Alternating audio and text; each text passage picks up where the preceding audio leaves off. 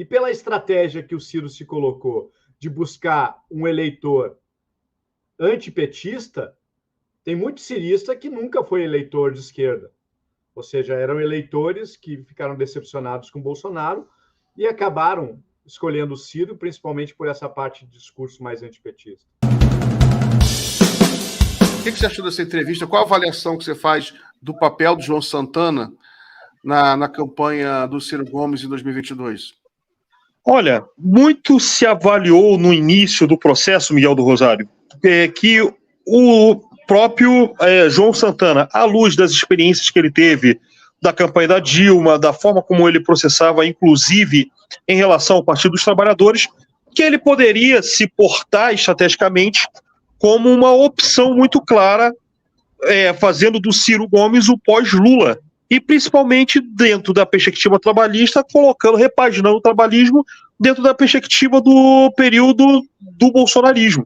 Só que o que acontece é que a dinâmica político-partidária que ele tenta impor e impingir na campanha do Ciro, à luz do marketing dele, foi a contramão não só da perspectiva conjuntural como o partido via, como também, em muitos momentos, ele colocou determinadas linhas de ação que, ao meu ver, foram consideradas como equívocos históricos, que se a gente fizer um exercício de história comparada, se compara aos mesmos erros da campanha do Fernando Ferrari para a vice-presidência em 1960, e muitos desses discursos decorrentes do discurso ético-moralista, às vezes parecido com a UDN, mas com conteúdo social, e que se deu boa parte daquilo que seria o PND, mas com uma tática bem contra a candidatura do Lula, mas se tornando, em sua prática, uma linha auxiliar à esquerda do bolsonarismo, dentro daquilo que se propunha como tática de campanha para tentar superar a bipolarização entre Lula e Bolsonaro, e uma campanha em que havia continuidade do Bolsonaro do lado e o discurso da defesa da volta de uma agenda de justiça social preconizada pelo governo Lula e Dilma. Muito bem, Wendel. Deixa eu cumprimentar aqui meu amigo Cássio Moreira. Tudo bem, Cássio? Boa noite a todos. Acho que estavam falando do João Santana, né, correto? Isso. A gente estava falando sobre a entrevista do João Santana, a Folha, e aí eu perguntei ao Wendel qual era a opinião dele do papel do João Santana na campanha do Ciro. Cássio, mas deixa eu fazer uma pergunta para você, fazer outra pergunta. Hoje teve a votação do arcabouço fiscal, quer dizer, ontem, né, foi aprovado o texto base, hoje eles continuam votando, foi aprovado. O PDT, todos os deputados do PDT votaram em favor. E aí, os eleitores do Ciro nas redes sociais, né, que a gente observa, eles começaram a bater muito pesado nos deputados do PDT, né? E a gente vê o cirismo, né, o movimento de eleitores do Ciro, se voltar contra o próprio PDT, com muita força, né? Por que isso está acontecendo e como você avalia esse fenômeno? Bom, os 3% do eleitor do Ciro, mas claro que o número de eleitores, os ciristas, enfim, acaba sendo mais atuantes, acaba sendo um número bem mais reduzido, tem um componente em comum, que é o antipetismo. Então, se cria tudo que o governo vai fazer, sempre vai ter alguma coisa, por exemplo, muda o PPI, não está bom. Qualquer coisa que o governo vai fazer, sempre vai ter um ambiente de crítica ao governo, né? E nota, praticamente 100% da bancada do PDT votou a favor, inclusive um dos deputados que faz parte do grupo político do Ciro, que inclusive era cotado como ser um dos ministros do Ciro, o Mauro Benevides, votou a favor, né? Ou seja, o Ciro está sendo representado ali na votação, só que uma parte desses eleitores, que nem eu brinco com eles vivem no mundo de Nárnia, né? Ou seja, o papel aceita tudo, um livro, PND, aceita tudo. Agora, se tu parar para pensar que tu tem um governo progressista, o governo Lula é um governo, é um presidente progressista, de centro-esquerda, mas com um Congresso conservador, de centro-direita, que vai da centro-direita até reacionário, né? Ficou muito claro, né, a base dos que... Fora os deputados do PSOL e da Rede, ficou claro aqueles deputados que não votam no PT de jeito nenhum. né? Então, quase 100 deputados são aqueles reacionários que qualquer pauta que o PT que o Lula for colocar em votação, vai votar contra. Então, notem, essa parte dos ciristas, eu não quero generalizar, né? Porque o que seria cirista? Cirista seria um eleitor do Ciro, admirador do Ciro. Existem ciristas que são do PDT, assim como tem muitos ciristas que não são do PDT. E pela estratégia que o Ciro se colocou de buscar um eleitor antipetista, tem muito cirista que nunca foi eleitor de esquerda. Ou seja, eram eleitores que ficaram decepcionados com Bolsonaro e acabaram escolhendo o Ciro, principalmente por essa parte de discurso mais antipetista. Então, uma parte desses ciristas que ficam muito descontentes já traz no seu gene o antipetismo. Então, o arcabouço, né? Nota, eu faço um paralelo, um desenho que como se fosse uma pessoa com aquelas bolas presas na perna, né? Eu sempre digo que a política fiscal é como se fosse a perna direita e a política monetária a perna esquerda. Esse governo tinha praticamente as duas pernas engessadas. A perna direita é como se fosse uma bola grande daquelas que amarra. Sabe aqueles desenhos que tem um presidiário, que tem uma bola enorme, que era o teto dos gastos? O que se fez foi diminuir o tamanho da bola para uma bola bem menor, que é o arcabouço fiscal, né? E a perna esquerda é a política monetária, que está completamente engessada, porque com a autonomia do Banco Central, quem executa a política monetária agora é o Banco Central Autônomo, né? O governo Lula está tentando resolver a perna direita, tentando diminuir o tamanho do peso da pedra, para poder fazer com que a perna ande um pouco. E aí o arcabouço fiscal se transforma num piso dos gastos também, né? Mas daqui a pouco a gente mais fala sobre isso, né? Basicamente, a tua pergunta era por que esses ciristas estão descontentes. Basicamente porque tem essa questão de... Há uma oposição ao governo Lula. Então, sempre vai se buscar alguma coisa para criticar. E como o arcabouço não é uma medida de esquerda, se aproveitam disso. Mas é uma medida necessária e possível dentro desse contexto de Congresso conservador e reacionário. Muito bem, muito bem. Eu até trouxe aqui, isso aqui é a votação do arcabouço fiscal, né? Está aí na tela, né? Só para o pessoal ver, o PDT votou todo a favor, não teve nenhum voto não. Nenhum voto não. Todos. Talvez alguém tenha se alguma abstenção. Não teve todos. Quem votou contra na esquerda foi o PSOL.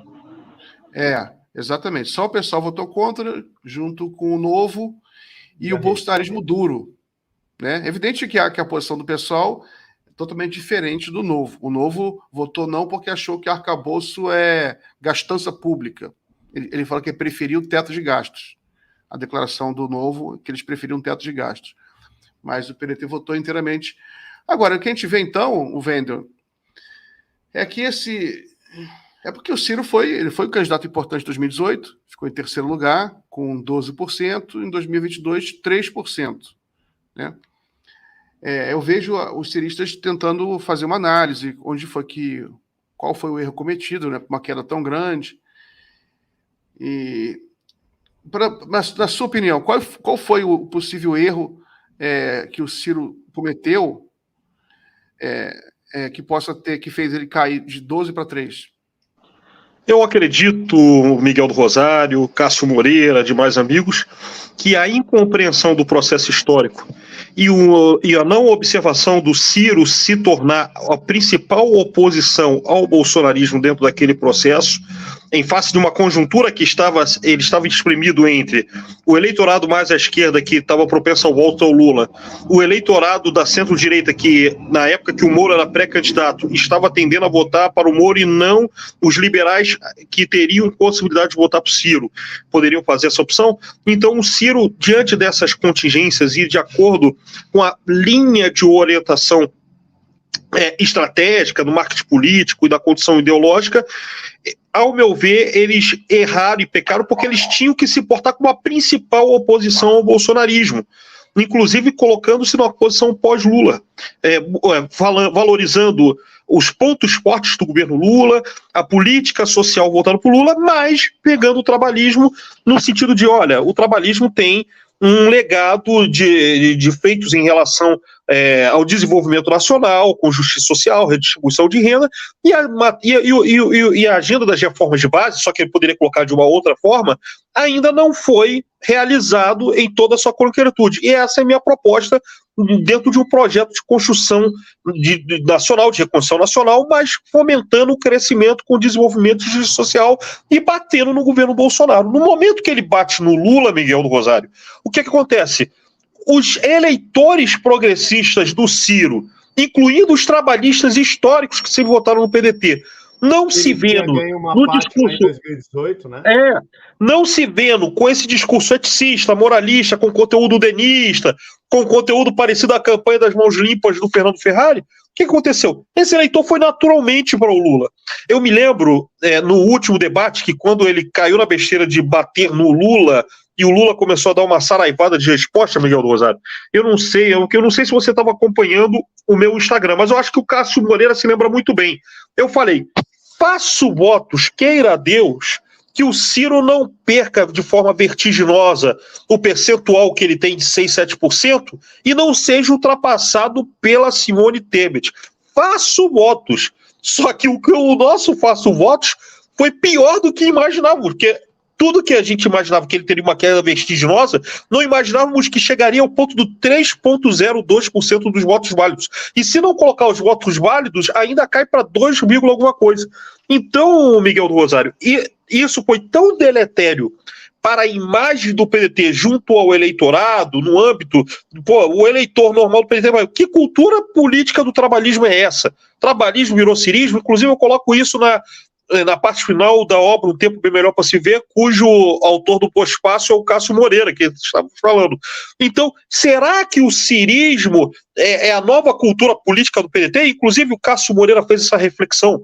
Então, foi a partir daí que muitos eleitores simpáticos do Lula e que apoiavam o Ciro, e os próprios trabalhistas que votaram para o Ciro, migraram tudo para o voto do Lula.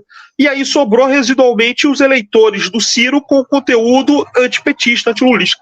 Só para terminar, a minha concepção é que hoje, qual é desse resíduo que sobrou do cirismo, o que seria o núcleo duro do cirismo? Ex-marinistas, órfãos de uma liderança política que encontraram o Ciro, ex-tucanos sem referência, ex-eleitores do PSDB, e petistas frustrados que, diante daquilo que se viu dentro do processo da Lava Jato, encontraram no Ciro o seu ícone.